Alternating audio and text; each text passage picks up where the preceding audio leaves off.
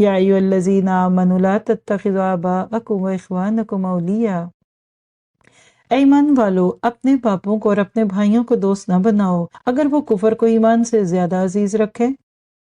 تم میں سے جو بھی ان سے محبت رکھے گا وہ پورا گناہگار ظالم ہے۔ جی، کفر اور اسلام کی جنگ میں نو کمپرومائز، نو سافٹنس۔ صحابہ کی قربانیوں کو اور ان کے جہاد کو تو ہم پہنچ ہی نہیں سکتے۔ کیوں کہ آج اگر آپ میدان جنگ میں بھی جاتے ہیں تو آپ کے سامنے کافر ہوتا ہے جس کو آپ جانتے بھی نہیں ہیں۔ صحابہ کے مقابلے پہ ان کے باپ اور بھائی ہوتے تھے۔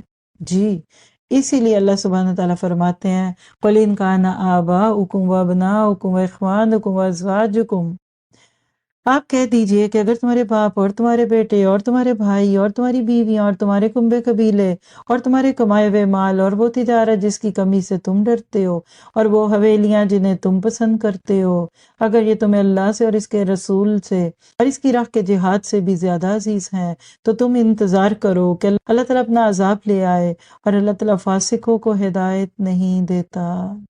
جی، ننگی تلوار کی طرح یہ آیت اس صورت میں موجود ہے۔ یاد رکھیے نفرتوں کا جہاد آسان ہوتا ہے، جس سے آپ کو نفرت ہے اس کو تو بندہ اور زور سے مارتا ہے، لیکن یہاں محبتوں کا امتحان ہے۔ 5 رشتے اور 3 مال سے متعلق چیزیں، کچھ مردوں کی کمزوریاں، کچھ عورتوں کی کمزوریاں، اللہ تعالیٰ نے اس کو سامنے لا کر بتا دیا۔ اب بولو کیا رضی اللہ عنہ ورضوا عنہ کا جو ٹائٹل صحابہ کو ملا وہ ٹھیک تھا؟ یہ غازی، یہ تیرے پراسرار بندے، یہ کیا بتاتا ہے کہ صحابہ ایسے لگتا ہے مٹی کے مادو تھے۔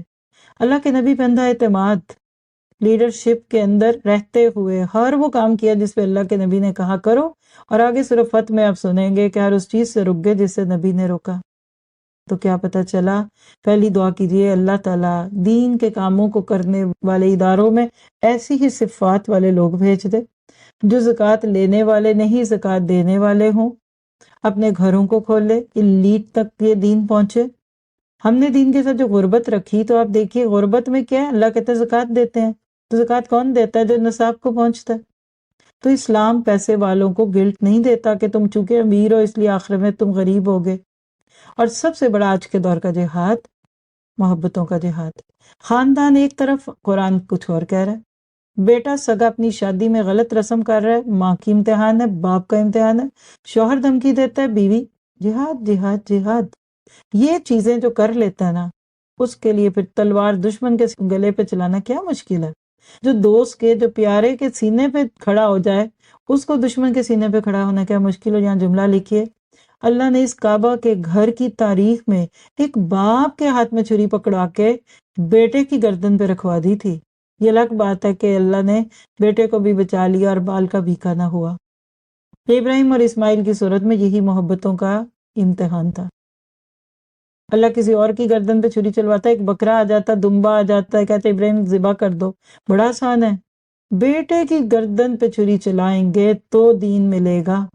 ہم اپنے کمفرٹ زون میں رہنا پسند کرتے ہیں، ہمارے گھر، ہمارے بچے، ہماری شادیاں، ہماری تعریفیں، یہ وہ ہی نہیں ختم ہوتی، ساری زندگی ان میں لگے رہتے ہیں، اور دین ستیلے بچے کی طرح پیچھے پڑا رہتا ہے۔ حالانکہ یہ جسم مٹی میں جائے گا، یہ ڈگریاں لے کر کوئی دفن نہیں ہوا، اس گھر کو لے کر کوئی قبر میں نہیں گیا، اس گاڑی کو کسی نے آپ کے ساتھ دفن نہیں کرنا، اس سیل فون کو کسی نے آپ کے سینے پہ رکھ کے نہیں دفنانا، کس کے بغیر یہ جیتی نہیں تھی۔ اللہ سے بڑھ کر جب ان چیزوں سے محبت کریں گے یہی جرم ہے۔ محبت تو دی اللہ نے خود، زُيِّنَ لِلنَّاسِ حُبُّ الشَّهَوَاتِ، سورہ آل عمران میں پڑھ کر آئے ہیں۔ اور جو اللہ کے دین کو پیچھے ڈال کر، اللہ کے دین کے تقاضوں کو پیچھے ڈال کر ان میں کھو جائے گا نا، تو لکھ لیجئے اللہ ایک انتقام لے گا، انہی محبتوں کو آپ کی آنکھوں کے آنسو بنا دے گا، انہی اولادوں کے غموں سے آپ کو چور کر دے گا، انہی گھروں اور انہی بڑی بڑی چیزوں کے اندر آپ کی زندگی رہے گی، ہر وقت آپ سٹریس میں ہوں گے، ہر وقت آپ پریشان ہوں گے۔ وہ کہتے ہیں نا جب بتوں نے دکھ دیا تو خدا یاد آیا، تو اللہ سے دعا کیجئے کہ اللہ تعالی ہمیں دین کے نام پر کٹنے مرنے والا بنا دے۔